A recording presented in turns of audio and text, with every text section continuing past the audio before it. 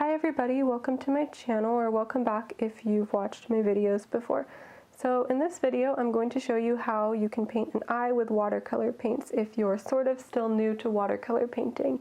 And I've broken this down into 5 basic steps, but I'm going to go through each one in more depth and detail as I go through with the painting. So the first thing I'm doing here is taping my paper down, which I always do with watercolor paint, because you don't want, as your paper gets wet, it's going to warp, and you don't want it to warp out of shape too much, and that's why I'm taping it down. I also recommend that you use a good quality watercolor paper, and I think I'm using the Arches hot pressed in this painting, but you can use any good quality watercolor paper that you want to, but it's definitely important because otherwise your paper is going to warp and not going to be able to handle the layers. And with watercolor, you generally are going to be needing a lot of layers to get to your end result. Okay, so I'm going to get started with these 5 steps. So step 1 is you're going to want to sketch and set up. So I have my outline already sketched to save time in the video. You want to make sure that your outline is exactly how you want it to be before you start. And then you want to set up all of your supplies. So you'll need a paint tray to mix your paints, a small round brush, a detail brush, and then I have my Cotman 24 watercolor set, but you can use any watercolor set that you have. I also have 2 cups of water, so I don't have to change them out as often. And then I'm using a kneaded eraser to lift off a lot of the graphite from the paper so that it doesn't show through in my final painting. So step 2 is to mix your colors ahead of time. So if you're using a smaller watercolor set, which you probably are, you're going to want to mix your colors on a separate tray until you get the right color. So I'm trying to mix skin tones here with browns and red tones and whites. And I have a darker and a lighter skin tone, and then I'm mixing some colors for the iris, so whatever colors your iris is going to be. I think I have some indigo blue there, and then also some pinks and reds. So this can be for the skin tone and also for like the inner corner of the eye and the waterline. And then I mix a cloudy bluish gray color with a lot of water and some white paint to kind of get a good color for the light wash. Step 3 is to paint a light wash. So basically this is a wash with a lot of water mixed into the paint, and you're going to start building up your layers that way. So these are your first layers. So what I'm doing is I'm starting with the skin, and I apologize for my camera going out of focus a lot at the beginning of this video because I had it on the wrong focus settings, so hopefully you can still see what I'm doing here. But I'm just going in with paint mixed with a lot of water, and I'm adding in the very first layers for the skin, and of course a little bit of darker paint where the crease of the eye is going to actually be. And I'm going to do the same with the iris. I'm using that cloudy gray blue color that I mixed to sort of just create an underlayer, and I'm adding a little bit of indigo blue and green. So what I'm doing here is just dropping paint into the already wet paper and letting it mix itself, and that's how you get those interesting effects for the iris. And then since I made a mess here at the bottom, I kind of washed that out with some clean water, blow dried it, and then I go back and continue building up those layers because the first few layers are going to dry very light, and that's why I still consider it just creating your light wash. And building up colors and shadows and everything with watercolor does take a lot more time. So I'm going ahead and using some browns and reds and pinks for the waterline and the inner crease of the eye. You don't want to forget to make sure to paint those areas as well. And then I'm going ahead and continuing to build up the skin tone and the iris with that indigo blue paint on the side, and adding in a little bit darker paint with less water in some areas. And I'm still dropping the paint in and letting the effects create themselves. But I also made sure to leave the pupil area and a highlight white because you don't want to accidentally paint over your highlight. It'll be harder to remove it. The next step is going to be to darken and define your painting. So once your previous layers dry, you'll realize how lightly they actually dried, and it's not going to provide you with enough contrast. You're going to need to go in with some darker paint for the shadowed areas. And this time around, you don't want to add that much water to the paint before you actually go in and paint with it, because if you do add too much water, you're not going to be able to build up the colors very well. So you're adding a little bit less water and starting out with the darkest areas like the upper crease of the eye or the inner crease of the eye. You can also see that I'm using some water on some of the edges of the creases to try to kind of blend them in with the surrounding skin tone so that I don't get too harsh of a line. And then I'm going in and building up the skin tone some more, so I'm basically doing the same thing that I've done in the previous layers to try and build up that skin tone, and my camera is still going out of focus, so again I apologize for that. I'm using a much darker brown, of course, for the upper crease of the eye and the inner crease than I did for my first 2 layers. You never want to go in and start with your very, very darkest color in case you make a mistake, and it might end up looking too harsh as well. So that's why you build up from light to dark with watercolors. So I'm also going in and adding some pink and purple tones to kind of make the skin look a little bit more alive and add some more depth to it, because skin is not just one shade.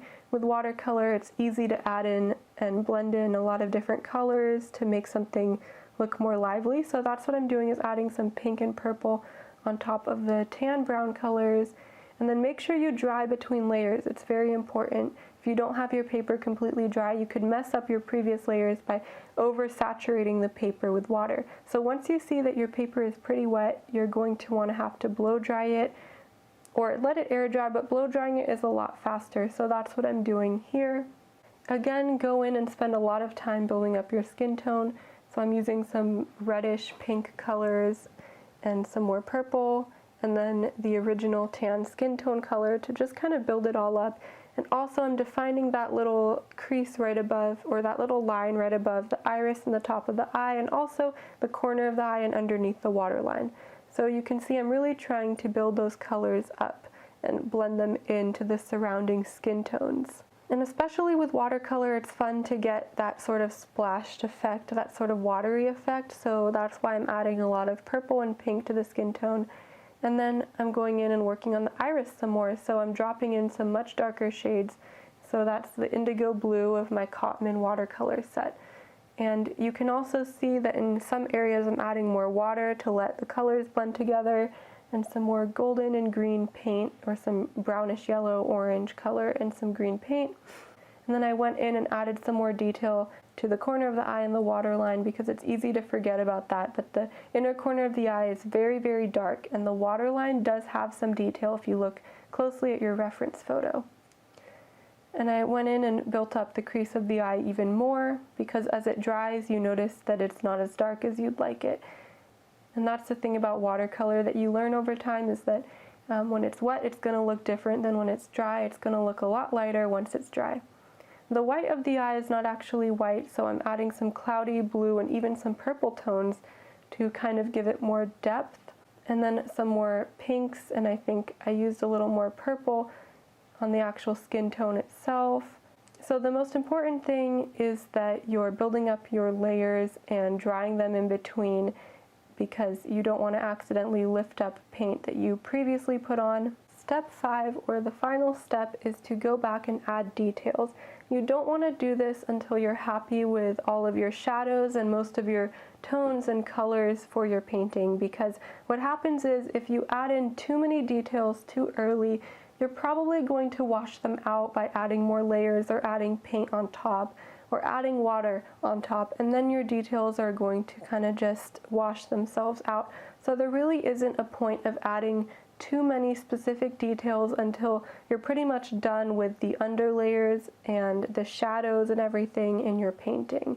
So you can see that I've left a space for the pupil and the highlight, and make sure, it's very important that you leave a space for any highlight that's going to be white or extremely light, because if you don't leave a space for it, it's kind of going to be hard to lift up any of that paint at the end, and you definitely can't go in and put white watercolor paint on top like you can with maybe acrylic or a different type of medium.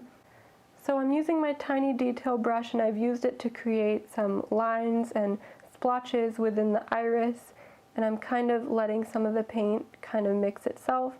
And in other areas I'm not adding much water to the paint at all, so that it's a lot darker and you can see, especially with the dark indigo blue color.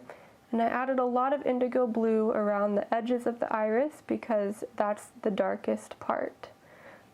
And then I go in and add some more browns, so the little lines that I'm creating that are brown on top of the yellow orangey areas, and the very top of the iris as well has some darker brown and dark indigo blue colors. And then I'm working on the final details of the inner corner of the eye, and I'm also going to add some veins to the eye, so some little like red and pink veins to the white of the eye. But right now I'm going in with a paper towel and lifting up some of the paint on my iris with some clean water. I'm just kind of blotching it off because I realized I lost some of my highlights. So you can always go in with a wet paper towel and carefully pick up some of the paint. Make sure it's clean. Pick up some of the paint so that you get your highlights back, but it's not going to be completely white. And then I'm continuing to work on the white of the eye, and I'm adding some more like veins and stuff like that, some more details. And I'm also going in and adding my darkest tones that I'm going to be needing for the inner corner of the eye.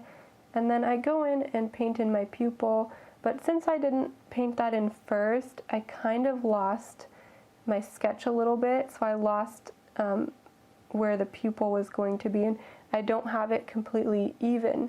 So you're going to want to make sure that you paint your pupil before you paint your iris and then let it dry. I would recommend doing that instead so that you have a perfectly symmetrical iris. And then for the eyelashes, I paint in a little mark where they're going to start and then create them by actually just flicking my brush upward with a kind of light wash of paint, and then I go back over them, especially towards the start of the eyelash. I go back over it with a darker paint because the eyelashes get thinner and lighter at the top of the eyelash, and they're darker and thicker at the bottom. So that's why I start off light and then add in some more paint.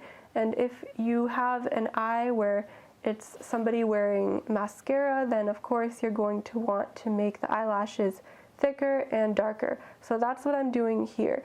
If you don't want your eyelashes to look quite so dark, you might want to just use a dark brown paint mixed with a little bit of black instead of a straight black paint. But the most important thing to remember with eyelashes is that they're going to go in different directions and they're going to be thick. So they have a curve to them and they generally go in a few different directions, including the bottom lashes. So you don't want to accidentally create them straight or going in the complete opposite direction of where they're supposed to be, because then it's just not going to look realistic. And it's important not to actually speed through them, because even though it's the last part and you kind of want to get it done, you definitely want to spend a good amount of time to make sure that these look right. But that's basically the 5 steps. So hopefully the tips I gave were useful for you. And thank you so much for watching this video. If you have any suggestions for future videos, please leave a comment on what they should be. And definitely like this video if you enjoyed it. So again, thanks for watching.